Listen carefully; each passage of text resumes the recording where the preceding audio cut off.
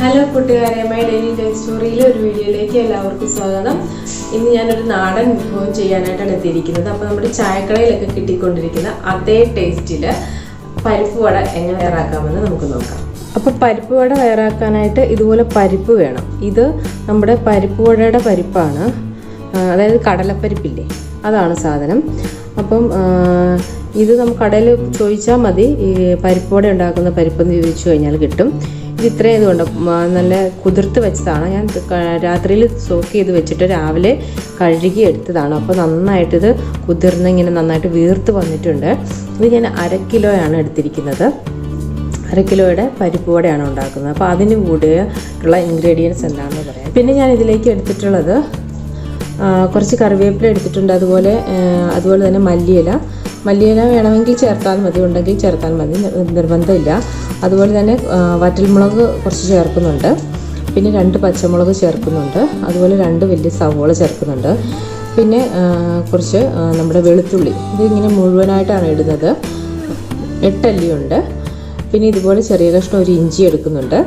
ഇതുപോലെ ഞാൻ കുറച്ച് കാശ്മീരി ചില്ലിപ്പൊടി എടുത്തിട്ടുണ്ട്, അത് 2 ടീസ്പൂൺ എടുത്തിട്ടുണ്ട്. അതുപോലെ 2 ടീസ്പൂൺ നമ്മുടെ പെരിഞ്ജീരകം അതും എടുക്കുന്നുണ്ട്.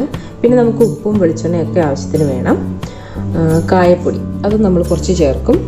അപ്പോൾ ഇത് ചേർക്കേണ്ടത് എങ്ങനെയാണെന്നൊക്കെ ഞാൻ പറഞ്ഞു തരാം. അപ്പോൾ നമുക്ക് ആദ്യം നമ്മുടെ പരിപ്പൊന്ന് അരച്ചെടുക്കേണ്ട രീതി പറഞ്ഞു തരാം. അപ്പോൾ ഈ പരിപ്പ് നമുക്ക് അരയ്ക്കുന്നതിന് മുമ്പായിട്ട് ഞാനിതുപോലെ ഒരു 3 ടീസ്പൂൺ പരിപ്പ് നമുക്കിതുപോലെ മാറ്റി വെക്കണം. ഇതെന്തിനാണെന്ന് പിന്നീട് പറയാം. എന്നിട്ട് നമുക്കിത് കുറച്ചായിട്ട് അരച്ചെടുക്കാം.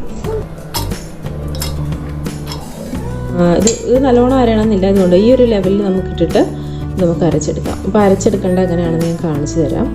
ഇതുണ്ടല്ലേ, ഈ ഒരു രീതിക്കായിരിക്കണം നമ്മൾ എടുക്കേണ്ടത്. അതായത് നമ്മൾ ഇതെടുത്ത് കഴിയുമ്പോൾ ഇത് കണ്ടില്ലേ, ഈ ഒരു നമ്മളിങ്ങനെ ചെയ്യുമ്പോൾ ഉരുട്ടുമ്പോൾ ഇങ്ങനെ ഇത്രയും രീതിക്കായിരിക്കണം നമ്മളിത് അരച്ചെടുക്കേണ്ടത്. അപ്പോൾ ഇനി ഞാൻ ഈ സവാള 2 ഇതുപോലെ ചെറിയ കഷ്ണങ്ങളായിട്ട് അരിഞ്ഞു. 2 പച്ചമുളകും അരിഞ്ഞു ചെറുതായിട്ട്, ഇഞ്ചിയും ചെറുതായിട്ട് അരിഞ്ഞിട്ടുണ്ട്. അതുപോലെ തന്നെ വറ്റൽമുളകും അരിഞ്ഞു. ഇത് നമുക്കൊന്ന് ക്രഷ് ചെയ്തെടുക്കണം. അത് ഞാൻ സെയിം ജാറിലേക്ക് ഇടുവാണ്. ഇതെല്ലാം കൂടി അരയ്ക്കണ്ട, പക്ഷെ ജസ്റ്റ് ഒന്ന് ക്രഷ് ചെയ്താൽ മതി. എല്ലാം കൂടി ഇട്ടിട്ടൊന്ന് ക്രഷ് ചെയ്തെടുക്കാം. അപ്പോഴേക്കും നല്ലൊരു ടേസ്റ്റ് വരുള്ളൂ. നമ്മൾ അതേ രീതിയിൽ അങ്ങ് അരിഞ്ഞിട്ട് കഴിഞ്ഞാൽ അത്രയ്ക്ക് അങ്ങോട്ട് ടേസ്റ്റ് വരത്തില്ല. പിന്നെ ഞാൻ ഇതിലേക്ക് നമ്മുടെ പെരിഞ്ജീരകവും കൂടി ചേർക്കുന്നുണ്ട്. അതുപോലെ തന്നെ മുളക് പൊടി വേണമെങ്കിൽ ചേർക്കാം, അല്ലെന്നുണ്ടെങ്കിൽ നമുക്ക് മിക്സ് ചെയ്യുമ്പോൾ ചേർത്താലും മതി. മുളക് പൊടി ഇട്ട് കൊടുത്തിട്ടുണ്ട്. ഇനി നമുക്കിതൊന്ന് ക്രഷ് ചെയ്തെടുക്കാം. അപ്പോൾ ഇത് ക്രഷ് ചെയ്തെടുത്തിട്ടുണ്ട്. ഇത് കണ്ടില്ലേ, ഇതുപോലെ. ഇനി നമുക്കിത് ഇട്ട് കൊടുക്കാം. അപ്പോൾ ഞാൻ അരച്ചു വെച്ചിരിക്കുന്ന പരിപ്പ് ഇതാണ്. അപ്പോൾ ഈ പാത്രത്തിൽ നമുക്കിത് കുഴച്ചെടുക്കാനായിട്ട് ഇത്തിരി ബുദ്ധിമുട്ടാണ്. അപ്പോൾ നമുക്ക് വലിയൊരു പാത്രത്തിലേക്ക് ഇത് മാറ്റാം. അപ്പോൾ ഞാൻ ഇതുപോലെ ഒരു വലിയ പാത്രം എടുത്തിട്ടുണ്ട്. അതിലേക്ക് നമ്മുടെ പരിപ്പിട്ട് കൊടുക്കുക. ഇനി ഇതിലേക്ക് നമ്മൾ അരച്ച് വെച്ചിരിക്കുന്ന ക്രഷ് ചെയ്ത് വെച്ചിരിക്കുന്നത് ഈ കൂട്ടോടെ ഇട്ട് കൊടുക്കുകയാണ്. ഇനി ഇതിലേക്ക് നമ്മൾ മാറ്റി വെച്ചിരിക്കുന്ന പരിപ്പില്ലേ, ഇതിട്ട് കൊടുക്കാം. അപ്പോൾ ഞാനൊരു 1/2 ടീസ്പൂൺ കായം ചേർത്ത് കൊടുക്കുന്നുണ്ട്.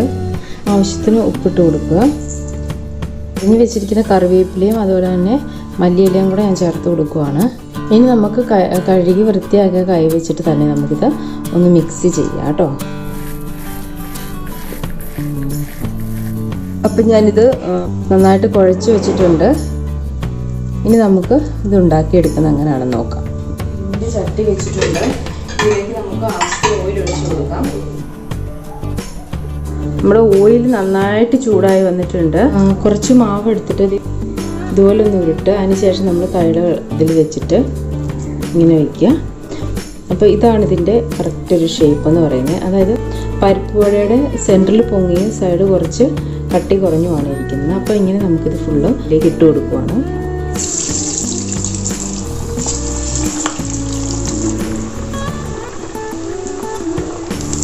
അപ്പോൾ നമ്മൾ എപ്പോഴും ഉണ്ടാക്കുമ്പോൾ മീഡിയം ഫ്ലെയിമിലിട്ടിട്ടായിരിക്കണം ഉണ്ടാക്കേണ്ടത്, അല്ലെന്നുണ്ടെങ്കിൽ അകം വേകാതെ വരും.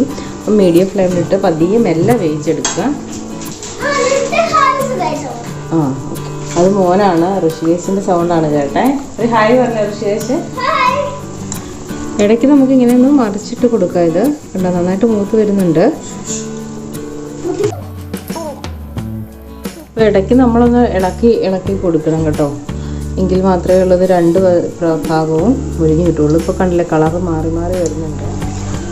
അപ്പോൾ ഇത് നന്നായിട്ട് മൂത്ത് വന്നിട്ടുണ്ട്. എനിക്ക് കളറ് കാണുമ്പോഴേ മനസ്സിലാകുന്നുണ്ടല്ലോ. കണ്ടോ, നന്നായിട്ട് മൂത്ത് നമ്മുടെ പരിപ്പുവടയുടെ നാടൻ പരിപ്പുവടയുടെ കളറെല്ലാം വന്നിട്ടുണ്ട്.